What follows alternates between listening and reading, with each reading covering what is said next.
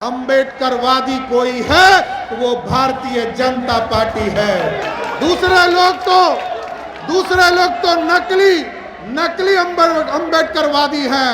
जिन लोग ये कहते हैं गरीबों को आगे लाएंगे लेकिन दूसरे को नहीं लाएंगे, उनको उनकी बेटी को चुनाव हरा देते हैं, तब आरक्षण देकर उनको राज्यसभा भेज देते हैं। वोटिंग उखाड़ कर अपने माथे पर ले लिया। मैं सबको सैल्यूट करता हूं साथियों। ये बारिश भी आपको नहीं रोक पाएगी। अंबेडकर साहब के सपने को साकार करने के लिए 5 तीर्थ स्थान बनाए गए। बम्बई से लेकर जिस अंग्रेज ने हम पे हुकूमत किया वहां तक तीर्थ स्थान स्थापित करने का काम हमारे। नमस्कार, आप देख रहे हैं एक न्यूज़ 24 और मैं हूं संजीव सिंह आपके साथ। देखिए, कुछ दिन पहले जो है जेडीयू की तरफ से भीम संसद का आयोजन किया गया था। यानी इस कार्यक्रम के जरिए जो है जेडीयू जो है दलित वोट बैंक को साधने में लगी हुई थी, लेकिन अब जो है भारतीय जनता पार्टी ने भी इसके जवाब में अंबेडकर समागम का आयोजन किया है। जी हाँ, आज पटना के मिलर हाई स्कूल ग्राउंड में भारतीय जनता पार्टी की तरफ से अंबेडकर समागम का आयोजन किया गया था और इस मौके पर सम्राट चौधरी ने दलित समुदाय के लोगों को संबोधित करते हुए क्या कुछ कहा है, तो पहले आप सम्राट चौधरी के पूरे बयानों को सुनिए।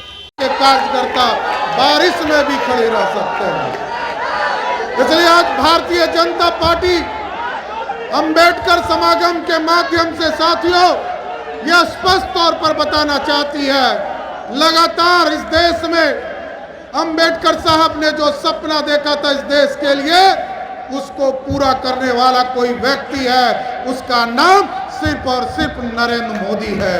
और नरेंद्र मोदी जी ने इस देश में अंबेडकर साहब के सपने को आगे बढ़ाया। और आज सोचिए, आज के तारीख में दुनिया का सबसे बड़ा डिजिटल ट्रांजैक्शन हम करते हैं, जिसको भीम ऐप कहते हैं, वो भी बाबा साहब भीमराव अंबेडकर को समर्पित करने का काम किया। अंबेडकर साहब के सपने को साकार करने के लिए 5 तीर्थ स्थान बनाए गए। बम्बई से लेकर जिस अंग्रेज ने हम पे हुकूमत किया वहां तक तीर्थ स्थान स्थापित करने का काम हमारे आदरणीय प्रधानमंत्री जी ने किया है साहब।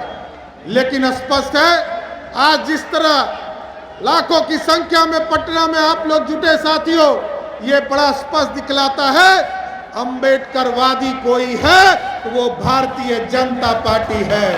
दूसरे लोग तो नकली अंबेडकरवादी हैं। जिन लोग ये कहते हैं गरीबों को आगे लाएंगे लेकिन दूसरे को नहीं लाएंगे, अपने लाना है।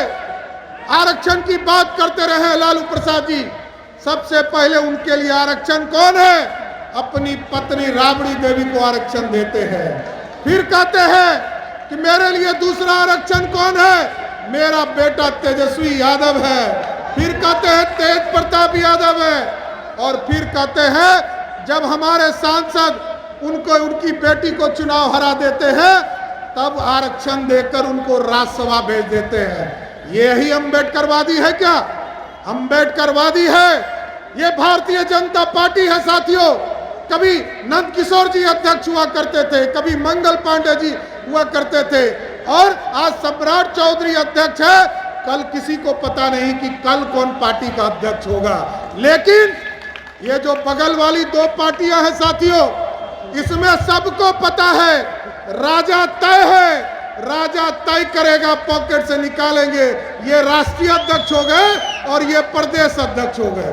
और एक पार्टी में एक तो राष्ट्रीय जनता दल है साथियों, वहां तो फिक्स है। 1997 में पार्टी बनी तब भी राष्ट्रीय अध्यक्ष लालू जी थे, और आज 25 साल के बाद भी लालू जी ही राष्ट्रीय अध्यक्ष है, दूसरे के लिए कोई स्थान नहीं है। इसलिए साथियों, मैं तो सभी अपने भारतीय जनता पार्टी के कार्यकर्ताओं को बहुत बहुत धन्यवाद देता हूं। इस भीषण ठंड में और भीषण बरसात में पिछले 4 घंटे से आप लगातार इस पूरे इलाके में घूमते रहे, और जब कुछ नहीं मिला तो आपने अपना ही होर्डिंग उखाड़ कर अपने माथे पर ले लिया। मैं सबको सैल्यूट करता हूं साथियों। ये वर्षा भी ये बारिश भी आपको नहीं रोक पाएगी। हम जरूर आश्वस्त करते हैं। आदरणीय बहन बेबी मौर्य जी यहाँ आज आई हैं। हमारे सभी पार्टी के बड़े नेता यहाँ पर उपस्थित हैं और सब जान लीजिए भारतीय जनता पार्टी के कार्यकर्ताओं ने जिस तरह आज पार्टी को मजबूत किया है, हमें पूर्ण भरोसा है नरेंद्र मोदी जी के नेतृत्व में 2040 की 40 सीट 2024 में जीतने का काम करेंगे। और आज तक हम लोगों ने कभी कर्पूरी ठाकुर जी को, जो गरीब का लाल थे, गुदरी के लाल थे, उनको मुख्यमंत्री बनाया। दो बार जनसंघ के लोगों ने 2 बार मुख्यमंत्री बनाने का काम किया साथियों। लालू प्रसाद जी को भी बिहार के मुख्यमंत्री पर गद्दी पर बैठाने का काम बिहार के भाजपा के 39 विधायकों ने किया। नीतीश कुमार जी, अभी ये पार्टी पीछे में इनके एक पार्टी है जनता दल यूनाइटेड, हमको लगता है इनके बगल में आके कार्यक्रम कर रहे हैं, इसी के लिए परेशान हो रहा है। अशुभ हो गया है हम लोगों के लिए, इसलिए शुभ कार्य करना है साथियों।